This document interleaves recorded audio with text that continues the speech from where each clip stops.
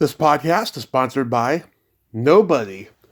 Hey dudes, welcome to Splat from the Past, the only 80s themed horror and sci-fi show where things can get totally radical. Now today, we will take a trip down memory lane talking about horror hosts. I will be talking to Bruce Markusen. Bruce, generally he is the digital and outreach learning guy at the National Baseball Hall of Fame. And he's an expert on baseball, but he's also an expert on horror hosts because he loves old black and white horror. And he wrote a book called Hosted Horror on Television, and we're going to talk about that today and talk about the evolution of horror hosts and creature feature movies and all that stuff. And we'll squeeze in a little bit of baseball talk near the end as well. And it's going to be a great conversation today. It's the end of the third week of Halloween October, and it's going great. I got some real toe curlers scheduled for the final week and for Halloween that you're all going to love. I just cannot wait for all of you to hear. And yeah, this is going to be a great conversation. Bruce also wrote several books about baseball as well. And I love diversifying my podcast. I really do. Not just talking to actors, but other historians as well.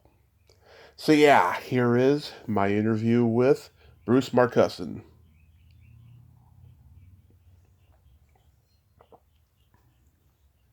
Hey Bruce, welcome to the show. How are you today? Doing very well. Thanks for having me. My pleasure. This is a great honor. Thank you for taking the time today. I'm glad to do it. It's a beautiful day here in upstate New York, by the way. It's a beautiful day here in Redding, California as well. Nice. So, going back in time, before we get into horror hosting, let's talk about your background. You are a baseball historian. You are the manager of digital and outreach learning at the National Baseball League Hall of Fame, but you also love classic horror films. What age did you start gravitating towards classic horror films? It really started around 1972. I was about 7 at the time. Mm-hmm. And I started reading some books that had Alfred Hitchcock's name on them. Alfred Hitchcock's Haunted Houseful, Alfred Hitchcock's Ghostly Gallery. These were compilations of ghost stories and kind of horror stories meant for, young adults or kids. And I started reading them when I was pretty young, and that really kind of got me interested. And then from there, I kind of jumped into watching chiller theater. I grew up in Westchester County in Yonkers, New York, and we had WPIX was one of the local syndicated channels in our market. And late night Saturdays, they had something called chiller theater. And a lot of times it followed Yankee games, so there was kind of a baseball connection there. Yeah. So the Yankees might play, 8 o'clock start, and they'd be done by 10:30, 11, and right then they'd switch over to the chiller theater movie of the week. Sometimes they had one movie, sometimes they had a couple, and that's really, I guess, where I started watching these horror films back in the early 1970s. So that's kind of where I got started. Wow. Do you remember the first one you ever saw? I don't remember the first one. I do remember, seeing a lot of vampire films. Some of the Hammer films were featured. Some of the classic horror from Universal Studios. It's just so far back that I couldn't pin down what the first movie was that I saw. I just have kind of these vague memories of staying up late Saturday nights. Sometimes I was able to stay up through the whole movie. Other times I fell asleep because I wasn't really trained to, stay up till 1 or 2 in the morning. Right. But I almost always started watching the movie. Whether I got through it or not, that was another story. But this again, this going back 50 years, and so the memories are kind of vague. As I move into the late 70s, and that's really when I started watching the 4:30 movie, which was an afternoon movie on ABC affiliate Channel 7 in New York, and they would often do like theme weeks of Godzilla movies or King Kong films or various horror movies. And I remember watching a lot of those in the late late afternoon. Those weren't, again, late night. They weren't hosted by anybody, but at times they did have those theme weeks that really centered on, the large creatures like Godzilla or, various horror films. Yeah, wow. Do you remember, how about the first one you saw in the theater? The first movie that I ever saw in the theater, I do remember that, Mm-hmm. and it's more science fiction than horror, but it was part of the Planet of the Apes series. It was Escape from Planet of the Apes. Love it. I think it came out in 1971, if I'm not mistaken. Yeah. And that was the one where the apes actually are discovered in, kind of modern day society. They've landed in some sort of a spaceship in the ocean, and they are, obviously the subject of a lot of attention.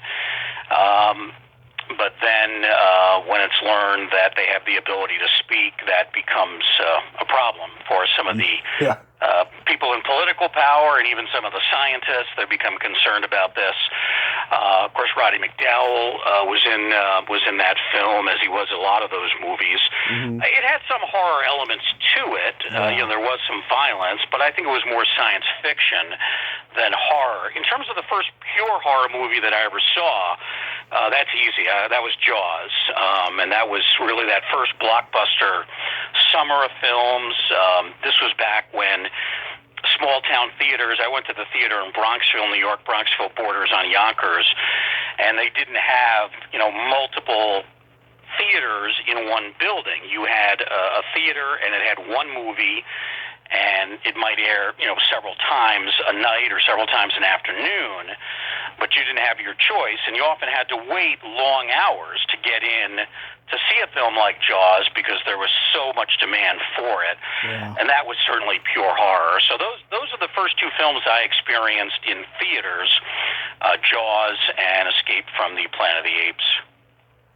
Yeah, oh my God, I love Escape from the Planet of the Apes. That movie, oh my God, stayed with me for the first time I ever saw it, and I kept watching it over and over again. It was on cable all the time. I love all the Planet of the Apes movies, Yeah. And of course, the everyone... first movie is really a 4-star classic, the original with Charlton Heston, which came out in 1968. Rod Serling wrote the original screenplay for that. It did go through some revisions later on, but a lot of the wonderful ideas in that movie came from Rod Serling, and it's a beautifully acted film. It's got action, it's got drama, it's got surprises, and it's got one of the great endings in the history of sci-fi and horror history. Oh, absolutely. I talked to Ann Serling a year ago. She said her father was not very pleased with the way the movie turned out, unfortunately. But then again, most writers aren't pleased with the final product. Yeah. I mean, I guess it's possible it could have been even better if they had been more faithful to his ideas. Mm-hmm. But I do think it turned out very well, and I think that there was enough of what he had there in there originally that helped to make it a successful film. Now, that one I did not see in theater. I would have only been 3 at the time, so I would have been too young to go to the theater. Right. But that one, of course, I've seen repeatedly on television in replays. I liked all of those films except for the last one, which I believe was Battle of the Planet of the Apes. But I didn't really care for that. But the earlier ones I thought were all terrific. And I don't think any of them have been matched by the recent adaptations, which just don't cut it with me. I don't like the makeup. I don't like the look of the apes. I don't feel the acting is necessarily at the same level. Roddy McDowell, Charlton Heston were so fantastic in those movies. Mm-hmm. I don't think these remakes have quite, captured the magic that we saw in the late 60s and early 70s. Absolutely, I totally agree. So who was your horror host growing up in New York? Well, this is interesting. When I started watching Chiller Theater, they actually did not have a horror host. Huh. They had one in the early 60s when it started, and that was the great John Zachary, who's probably the most famous horror host of all time.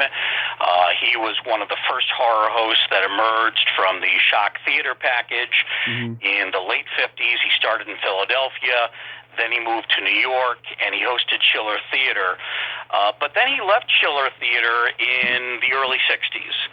And by the time I watched Chiller Theater, there was no host. What they had was that wonderful six-fingered hand that emerged from a swamp. It was done with claymation effects. I guess pretty primitive by today's standards, but for that time, very creepy, very effective. Yeah. And whenever they had commercial breaks or they showed, or the beginning of the film, they would always feature the six-fingered hand coming out of the swamp. And that was kind of my introduction. So there was no host to help you kind of learn about the films and give you inside information or even crack jokes about the movies.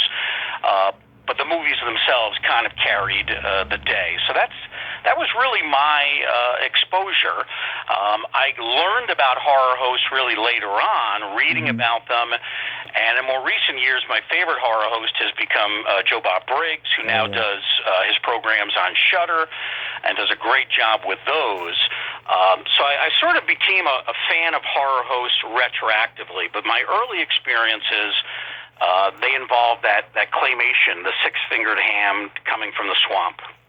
Yeah, in my generation, I was born 1 year before John Stanley's Creature Features was canceled on KTVU Channel 2 in the Bay Area. And so my horror hosts growing up were like Captain USA on USA Network, Gilbert Gottfried and Rhonda Shear on USA Up All Night. I interviewed Rhonda this summer. I couldn't believe it. It was amazing. And Joe Bob Briggs on TNT Monster Vision.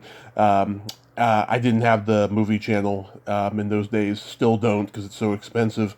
But yeah, Elvira was just finished by the time I was like 3, but she was making appearances everywhere, so I knew who she was, obviously. But yeah, that's what I got for horror hosts in my generation. So getting into the book, it seems like, in those days, the horror host was, a network ploy to garner high ratings when showing awful black and white horror and sci-fi movies. Was that pretty much what you found when you were doing your research? Yeah, I think early on, when the shock theater package was released, there was a feeling, and maybe coming from Screen Gems, which owned the rights to the films, maybe their feeling was that the films were not that strong on their own merit, and that they needed some kind of a host to provide entertainment, which could be humorous, it could be informative, or it could be a combination of the two things. Now, in retrospect, looking back, yeah, some of the movies were pretty bad, and without a horror host, it would have been a tougher experience to get through them. But there also were a number of classics from Universal Studios. Later, we saw some classic films from Columbia Pictures, from other major studios. So there were good movies, too. Not every one of those films needed to have a horror host who introduced the film, gave insights, and, cracked jokes about it during the commercial breaks. But Screen Gems really felt that the package would only be successful if these local stations in all sorts of cities, big cities, medium markets, even smaller markets, they really thought they would only be successful if there was some sort of a host to kind of guide the programs along on late Friday and Saturday nights. And a lot of the TV stations actually did go along. They went through the process of finding somebody to host the program. Often it was somebody already on staff, maybe somebody who had been in news, maybe a writer, someone who was off air. But they tried to find somebody that might have some interest in horror movies, old horror movies, who could fill the role. And they often were costumed characters. A lot of the jokes that they had, extremely corny. We look back at some of them, not necessarily all that funny today, but for the time period, they were acceptable. They did gain, for the most part, tremendous popularity. Of course, you had, people like John Zachary in New York. You had the Ghoul. You had Well, you had the original Svengoolie, and of course, then we had son of Svengoolie, who is now called Svengoolie, Rich Kaz, who does the show on MeTV. Right. You had Morgus the Magnificent, Sir Graves Ghastly, all these wonderful names, these costume characters. But then you also had people like Bob Wilkins out of the Bay Area who Yep. did not wear a costume and took a little more of a serious approach, had kind of a dry sense of humor, maybe a more sophisticated level of humor, and that created a little bit of diversity in terms of the approach. But most of the hosts, were dressed up in these garish costumes, and most of them did rely on sight gags, cornball humor. Yeah. A lot of it might not go over today, but it certainly went over in the 50s, 60s, into the early 70s. And even these hosts that are long gone now, in some cases long deceased, they're still very popular. People remember them very fondly. Wow. Yeah, I talked to Vampire's niece last year, and there was no doubt about it. She was the first female horror host. But who overall would you say was the first horror host, like in terms of male? Well, yeah, after Vampira in the early 50s, she hosted a late-night movie on the ABC station in L.A., but she ended up having her show canceled after only 1 year. Then it was late 1957 when the Shock Theater package was released, and the first host, to my knowledge, was Zachary in Philadelphia. And then shortly thereafter, a number of other hosts came about. Now, Vampira, who preceded the Shock Theater package, really didn't talk about the movies. She did a lot of sight gags and double entendres, but she didn't really talk about the movie. When she was on camera, the focus was on herself, and kind of the show didn't depend on the film itself. Zachary, that really changed. He did talk directly about the movies, and pretty much all the other horror hosts did as well. So they really had a connection to the films that they showed. And if it was a movie they didn't like, they made it very clear with the jokes, the cracks they made about the movie. If it was a movie that they did like, it might be less humorous and maybe more insightful in terms of what they would have to say. But they certainly took the approach that the movie that was being presented, that was the story. That was what everything played off of. But it really did start, it started with Zachary after the Shock Theater package made its way to these syndicated stations. Mm-hmm. And also, too, in the beginning, horror hosts were only showing one movie, but then by probably the 70s, horror hosts were doing double features, right? Oh, yeah, absolutely. It was very common for hosts to, come on, maybe the first movie be 10:30, 11 o'clock local time. That would run for a couple of hours, and then they would run another movie after that, which might go until 2 or 3 in the morning, whenever the station went off the air. So, yeah, double features, became very much a part of it. That's the format that Joe Bob Briggs continues to follow with Shudder on Friday nights. Right. He does 2 films during their season.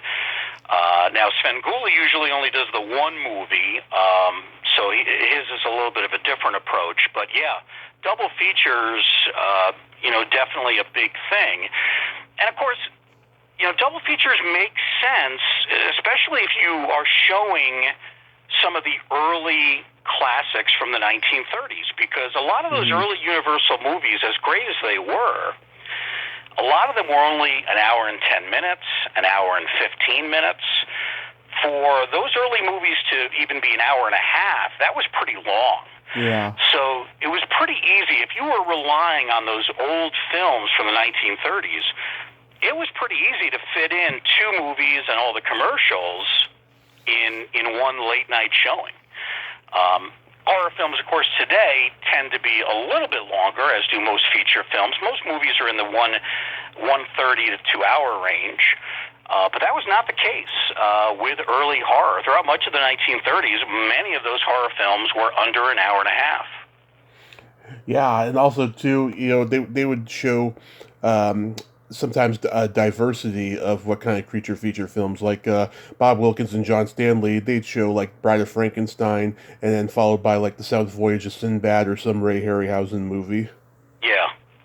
Yeah, and that gets about as different as you're going to get. I've seen some of the tapes of Bob Wilkins, who you're obviously familiar with. Mm-hmm. To me, he was one of the better hosts because I think he had more of an adult approach. His humor was a little more sophisticated. He wasn't trying to overwhelm you with his physical appearance or a costume or anything like that. Yeah. I think he had a little bit more of a sophisticated approach, and I think for an adult, I think that was an approach that a lot of people liked. Now, of course, a lot of the viewers were kids like myself, teenagers. Mm-hmm. Some of whom could stay up late. Others, may have had to get parental permission. That may have been more difficult. But Wilkins, I think Wilkins stands as one of the best. I mean, if you rank the best hosts in terms of quality, he's easily, top 3, top 5. Oh yeah. Who else would be on your list? Well, I think you have to include Zachary, who was such a pioneer. Didn't really have the sophisticated approach, but had the humor, had the look, and of course gained credibility over the years. So he would certainly be among the better ones. I like some of the people that we have today. Joe Bob Briggs is very different from what we saw in the 60s and 70s. Yep. But I think his show is excellent, very in-depth. You always learn something about the movie, how it was made, what were the relationships like on set. I mean, the research he puts into it is pretty remarkable. This might come across as a little blasphemous, but Elvira, as popular as she has been, in watching some of the shows that she has done, I sense that she really didn't like a lot of the movies, and her humor was very biting, very sarcastic, and I guess I like the approach where you show some fondness for the movies, and right. It's not all making fun. It's not all mocking and parody. It's just a personal choice of mine. I know Elvira is extremely popular. She's done film. She's become, a huge part of horror hosting history. But I guess her style is not necessarily what I would really appreciate. A guy that I've seen some tapes on, he's in the book, although he's not necessarily that well known nationally, was a guy who did Syracuse television, and that's only about 2 hours from where I am in Cooperstown. Yeah. His on-air name was Nick Whitty, and they had a great set. They had a great introduction, and I thought his style was very, very good. I've seen some of the tapes of his programs on Syracuse TV, and he had a very strong following. We don't think of Syracuse as a major market, but it's certainly a significant market. And I thought his approach was quite good, and you could tell they put a lot of effort into the shows and the production of those programs. Some of the shows were obviously done very cheap, but the sense I got with the Syracuse show with Nick Whitty was that it was they put more of an effort into it, and really I think it shows the way the final product came across the air. Absolutely. Let's see. I mean, God, there are so many. I mean, there was Ernie Anderson, who was Ghoulardi, and of course his voice became iconic when he was on ABC, later. There was Billy Cardille as Chili Billy. His daughter Lori is a friend of mine. She's been on the show a couple times. We did a tribute to him last year and stuff. What do you think about those guys? Oh, I think Billy Cardille and Ernie Anderson have to be among the top 5 or 6. Billy became very very famous as part of Night of the Living Dead. Right. He's actually in the movie. He's also in the 1990 remake that was directed by Tom Savini. But he was one of the people that really promoted that movie. It was done in Pittsburgh. It was done locally. And he really tried to help the filmmakers there get the word out about that movie. But he also established a tremendous reputation. His approach was a little more, he was kind of the straight man, and then he had these characters around him that were there to provide the comedy, the zaniness. He was the voice of reason, and everyone else was a little bit off their rocker. And I think that really worked. I talked to the great writer and historian David J. Scal. He grew up in Cleveland with Ernie Anderson, Goulardi, and he raved about Anderson and how what a great fan of him he was. He would make appearances locally. Tremendous number of fans, thousands of fans would come out to the local theaters to watch him. He's certainly right at the top. So, I think Cardille and the Ghoul, they're definitely top 5, 6, no question about it. Yeah, I've talked to Karen Scioli, who is Stella the Man-Eater from Manayuk in Philly. You remember her? What was the name again? Stella the Man-Eater from Manayuk. That's one I'm not familiar with. Yeah, she was in Philly. Her name's Karen Scioli. That's her real name. She was doing that. I can't remember the timeline. It was like late 70s to mid 80s. She did it for a long time. Yeah, the female host that I remember was one who was out in Los Angeles, and for some reason her on-air name is escaping me. I think her first name was Lisa. And she was on the air for a few years and established a pretty good reputation in L.A. I want to say she worked at the same station as Larry Vincent did. He was a host in the early 70s who sadly died pretty young from cancer. He always had kind of a very gaunt appearance on air, and in real life was going through a lot of health problems. But she worked at the same station as him, as I recall. She may have even succeeded him, as I'm trying to remember the timeline.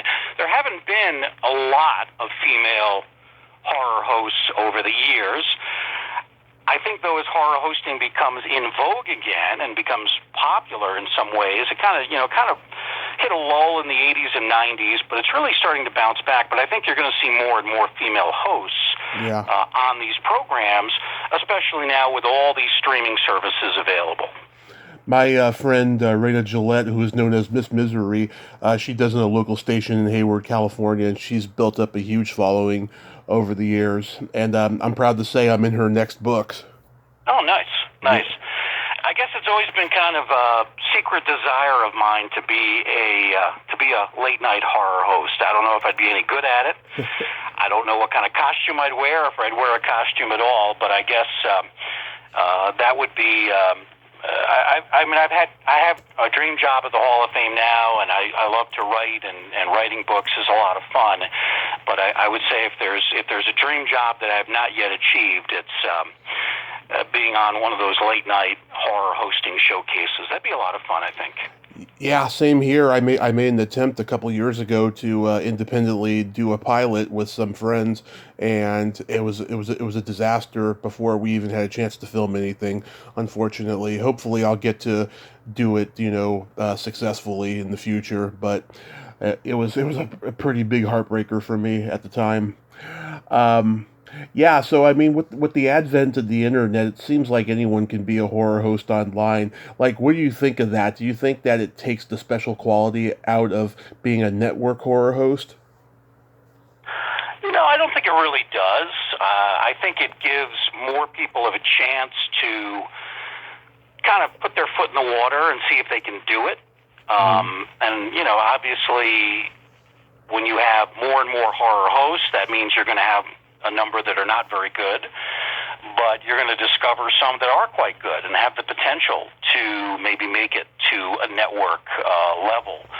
I think, we've seen today with the success of Shudder, with the success of Svengoolie on MeTV, with all these different Roku channels, all these local outlets that are now available, all these streaming outlets that are now happening. There's tremendous potential, and I think it's a wonderful opportunity. It's almost like a farm system. If we can make a comparison to baseball, it's kind of learn who's really good at it, and who maybe will settle for being a local broadcaster, a local host. But then you might see somebody who could become the next Elvira, the next Joe Bob Briggs, the next Svengoolie. So I think that's a great thing. Sure, I think it would be great if we saw a horror host on one of the major networks or a major cable outlet. But MeTV has a huge following. Shudder has a huge following, and if you want to get those stations, you can subscribe to Shudder. MeTV is a little trickier. For a long time, we couldn't get MeTV here in Cooperstown on the Roku, but now we're able to get it through the Friendly package. We get it along with some other stations. So there's something out there for everybody. And if you like old horror and you like horror hosts, there's a pretty good chance that you can find somebody that you really want to follow. Absolutely. Not just my friend Miss Misery in the Bay Area who's bringing back the horror host there, but there's a guy named Lord Bloodraw. He's on local a local station in San Leandro, and he does it on YouTube and the internet every weekend. And he has a convention called Creatures Con where they book some old creature feature actors that are still with us. And I go in the summertime. It's a lot of fun, and the creature features is back in the Bay Area to preserve Bob Wilkins' memory, and John Stanley goes on there at least once a year. The host of that show is Vincent Vandell, who's an old, bitter, aging rock star, and he's been on the show. He's an interesting guy. He didn't tell me he was going to be in character, and it took me completely off guard. But yeah, I mean, the horror host has become popular in the Bay Area again, and I'm a happy guy about that. So has the book been well received? I've gotten some great feedback from some people that have written reviews of it at Amazon or have written reviews on Facebook. I sent a copy actually to Joe Bob Briggs a few months ago, and wrote me back a very nice handwritten letter. Basically said, you've written a reference book for the ages. So, as somebody who loves Joe Bob Briggs, that was tremendous to receive that kind of feedback. But, I've heard from lots of other people that are very interested in not only horror films, but horror literature. And they've given me some really wonderful feedback on what I've done. I think what I really wanted to get across with the book was a love for these old horror movies, and especially from the era that they were beginning to be shown on television, late 1950s up through the early 70s.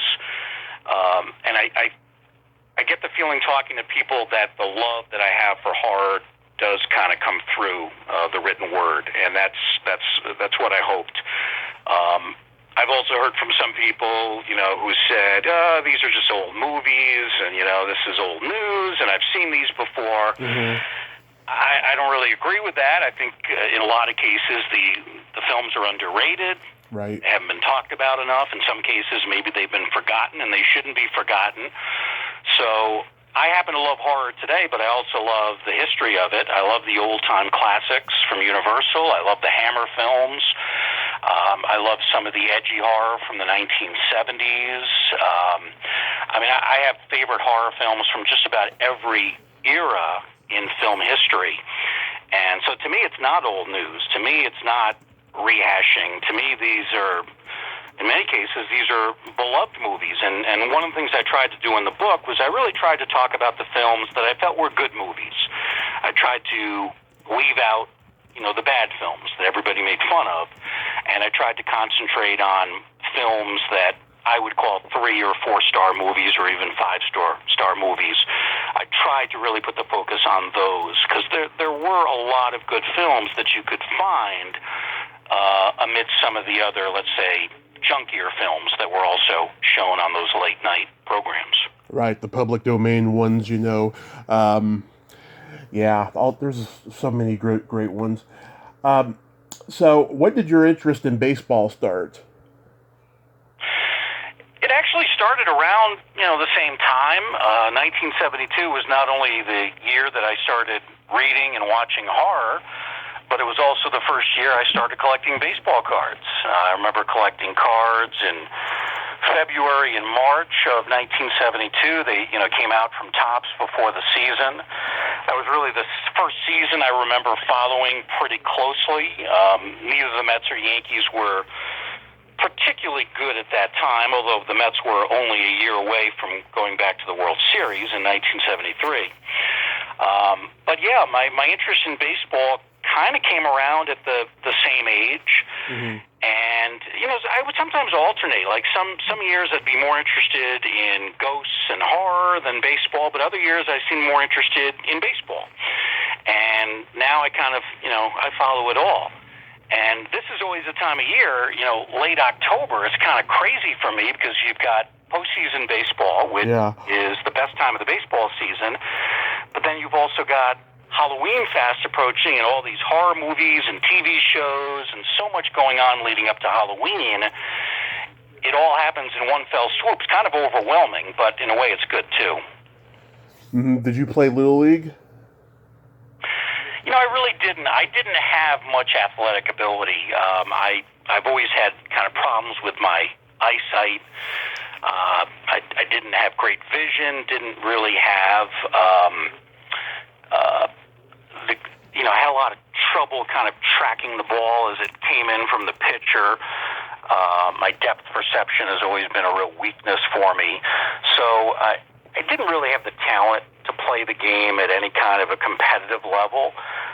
But I've always loved the game, and in large part because my father, he loved baseball and really passed it down to me and fostered that love of the game in me. So even though I couldn't play the game, I wanted to experience it. I wanted to watch it, study it, learn about it. Mm-hmm. And that's been my baseball love, not so much as a player, but as an historian of the game. Mm-hmm. And how do you feel now, though, that baseball has become so much part of TV advertising and players are getting these huge salaries? Do you think there's a good or bad aspect to that? Well, I think there are good and bad. You have to go back to the 60s, the early 70s, before free agency in baseball. Mm-hmm. And the owners really took advantage of the players. Players made a pittance. They didn't make anywhere near what they should be. And it was really a system that was skewed heavily toward the owners. And that started to change. Free agency, arbitration, negotiations between players and owners resulted in, more benefits for the players. And, the players started to get their fair share. Some feel maybe it's gone too far the other way. I suppose that's possible. I do think there is a correlation between, the expenses teams have in paying their players and now the feeling that they have to charge more at the ballpark. They feel fans will pay more. Mm-hmm. Although, frankly, this year, baseball saw its attendance reach a 20-year low. And that's something they're trying to address with some rule changes for next year. Faster pace of play, pitch clock, eliminating the shift, things like that. So, I don't necessarily think it's a good or a bad thing from a fan's perspective that the players make a lot of money. I think that it is important, though, I think, for players to try to retain a connection to the fans, to be willing to, sign autographs before games, talk to fans, interact with fans. there are not necessarily a lot of opportunities for fans to do that now because players live in gated communities, they live in mansions, whereas they used to kind of live right in the same neighborhoods as many of the fans did. So I think that is a concern. But I think that, the best players today are as good as the best players of any era. I think playoff baseball, as we've seen this year, is very exciting. It's very unpredictable. But I love watching it. I think it's terrific. And I think by putting in the new rules for next year, speeding up the pace of play, I do think that's going to help an awful lot. But I think it's also very important that players and owners realize that they need to maintain that connection of the fans. They can't just view the fans as people to extract money from. They have to understand that fans feel invested in the game. They want to be close to the players. They want to know the players. They want to know their teams. And I think sometimes both players and owners forget that. And I think it's important that players and owners be reminded that, that connection of the game is something that does need to be maintained, that connection of the fans. Without the fans, there's nothing in terms of the finances of the game. And to not have the fans be a part of that, experience, it does lessen the game. So it's always something that's got to be watched. But look, I'm still a fan. I'm as much of a fan now as I was 50 years ago when I started watching the game. And even though the players of today make a lot more money than the players back then, I still, in most ways, find the game as compelling as it's ever been. You remember back in the day when athletes they would either retire or near the end of their career they would go into acting? It doesn't seem like they don't do that anymore. Do you think maybe because the younger generations have become so alpha that they consider acting, a sissy thing to do? That's an interesting question. I've never actually heard that question before, but I think I know where you're coming from. I do remember in the 60s and 70s, a lot of former athletes finding success in film, especially NFL and Major League players. And I guess it doesn't seem like as many become actors today. It may be that, players now make so much money during their careers that they don't feel like they have to go to Hollywood to continue to make a lot of money. These guys, if they've been smart with their money, they've saved some of it up. They have great pensions. The pension system in baseball is so much better now than it's ever been. So maybe it's the fact that, these guys have made more money, have saved more money, and they don't have that need to maybe pursue another job or another career. I do know for a lot of the athletes of the 1960s, they didn't make much money at all. And when they would receive an offer to, be on a television show like Wes Parker and Don Drysdale once had a chance to be on the Brady Bunch, for example. That was something that, was really enticing to players, both in terms of notoriety, but also in terms of getting your foot in the door and maybe becoming a big-time actor. Right. I guess now, players probably don't look at it that way. It's not maybe as glamorous, and again, they don't have that financial need the way they once did. Oh yeah, Don Drysdale and Sandy Koufax was on the Munsters, and it's not so much baseball players, but there's a lot of football players that went into acting. Terry Bradshaw and Joe Namath, and God, so many of them. Yeah, I just noticed that recently. There's like no more athletes who are acting, but you're probably right. It's probably because of the money. So are you a Yankees or Mets guy? Well, it's funny, my father was a huge Mets fan, so you'd think I became a Mets fan, but I guess I rebelled, and I went with the other New York team, the Yankees, even though they weren't particularly good in the early 70s. I mean, they were okay, but they weren't the great teams they would become in the late 70s, the Bronx Zoo years. So, for some reason, I decided the Yankees were going to be my team. So my father and I would always debate, who was better that year, the Mets or the Yankees, and that led to some interesting discussions, even arguments at the dinner table. But definitely grew up as a Yankee fan. Ironically now, though, I can't get the Yankee games on our local Roku channel. The Yes Network is not available. So I get mostly Met games. So I do watch a lot of the Mets games. And even though I'm not a Mets fan per se, I do root for them. I like to see them do well. I was certainly rooting for them to win their playoff series against the Padres. So, I feel some loyalty to my New York roots. So yeah, I'm still a Yankee fan, but I do want to see the Mets do well also. I'm a San Francisco Giants guy, thick and through, and I still can't believe we won 3 World Series in my lifetime. I gave up hope on the team by 2009, and then 2010 they surprised me, and it's really bizarre that they won the World Series on the odd number years and just not consecutively. 2010, 2012, and 2014. That was really bizarre.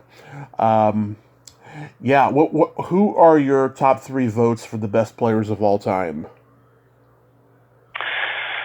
Wow, top 3 players of all time. Well, I think, Babe Ruth's got to be in the argument. Not only was he a tremendous home run hitter and overall hitter with the New York Yankees, but in his early days, he was a terrific left-hand pitcher with the Red Sox. He was one of the best pitchers in the American League.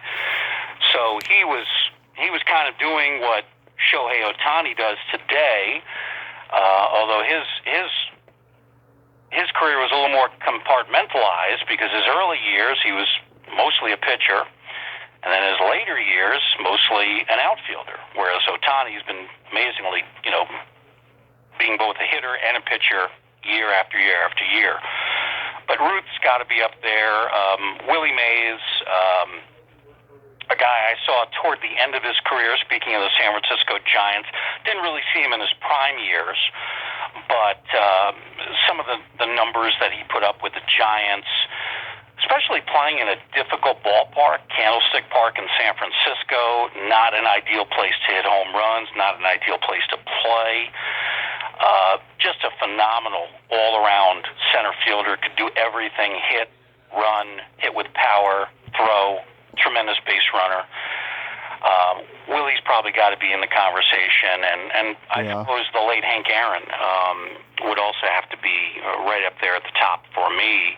Oh, yeah. Wasn't as flashy as Willie Mays, didn't do things in as kind of grand a style, but was not only a tremendous home run hitter, but just a great hitter, very good outfielder, very good base runner, smart player. Played the game hard, played it fundamentally sound. So I think those 3 guys right there, Ruth, Aaron, Mays, I'd be happy to start a team with that outfield anytime. Yeah, I totally agree. I also have respect for Reggie Jackson, Barry Bonds, and the Babe, of course. Those guys were great as well. So you've written how many books about baseball now? Yeah, I've done 7 books on baseball. My favorite player, Roberto Clemente, I've written about him. I've written about Ted Williams, Orlando Cepeda. I've done books on the A's dynasty of the early 70s. Did a book on the Mets, Tales from the Mets Dugout. So, primarily been a baseball writer. I did do 1 book in the area of horror fiction, Haunted House of the Vampire, a small book a few years ago. And then, of course, the book that came out last year, Hosted Horror on Television. So kind of branched out a little bit in terms of my writing, but I guess my bread and butter has been writing about baseball, and do hope to write more baseball books in the future. Yes. Are you going to write any more about classic horror? I think I would like to at some point. I'm probably going to wait a few years because this topic is one that really interests me. These hosted horror showcases of the 50s, 60s, and 70s, and I still want to promote the book and talk about it like I'm doing with you today. But I think at some point I'd like to write another book about horror films, maybe horror films of the 70s. I'm not exactly sure what the topic, what the focus will be, but, God willing, I hope to do something like that within the next few years. Awesome. Guess what horror host I'm talking to on Monday? Who's that? Count Duvall. Oh, yeah. Richard Dizell. Yeah. One of the longest running, yes, and still active. Absolutely. Yeah, that's gonna be a good one. Bruce, thank you so much for coming on today, and this was a great talk. Well, I appreciate it, Tommy. I had a great time talking about a topic that's beloved to me, especially as we approach Halloween not too far in the future. Thanks for the opportunity. I enjoyed it. Absolutely. 2 topics, too. Yeah. Yes, you have yourself a happy holiday season, a great day, and please be safe out there. All right. Thanks, Tommy. I appreciate it. Thank you, sir. Bye-bye. Bye-bye. Well, there you have it. Bruce Markusen. Ain't he a cool dude? Oh, that was a great talk, huh? Talk about horror and baseball. I never thought I'd live to see the day. That's so awesome. Check out his books. He's a very talented writer. Well, until next time, this is Tommy Throwback Kovac saying there's no shame in living in the past because the present sucks. Later, dudes.